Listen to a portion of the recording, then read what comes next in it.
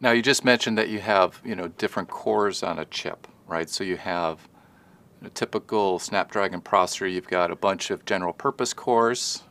Um, Plus you have all of these specialized processors for doing graphics, doing video, audio, all these kind of things. Now, I want to talk a little bit about why that's the best way to design an SoC for a smartphone or a tablet. So theoretically, you could have just a few very powerful cores that could handle anything, rather than have all of these, some general purpose cores like you have, plus a bunch of specialists. So why is that general purpose cores plus specialist approach a better approach for these kind of chips rather than having a few very powerful cores that are generalists that could handle all of these different tasks? Sure. So it's really a question of what type of efficiency are you after.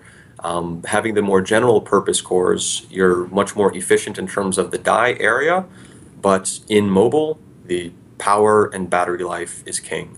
So once you have these specialized cores, they are typically able to do a task much faster in some cases, or at much lower power than a general purpose CPU, or both.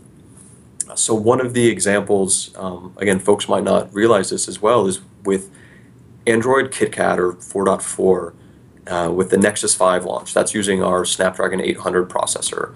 Google touted 50% longer audio playback. Excuse me.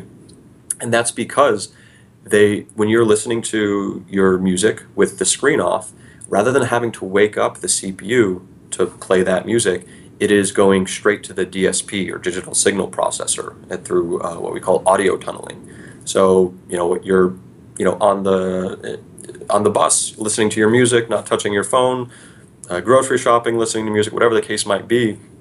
That's a huge savings in power because it's now not using the CPU for that use case. Another core that's much more efficient at doing that doesn't have to wake up the higher power CPU. Same is the case with sensors. Now that sensors are enabling a lot of what we call always-on use cases, meaning they're always doing something, whether or not you're using the phone.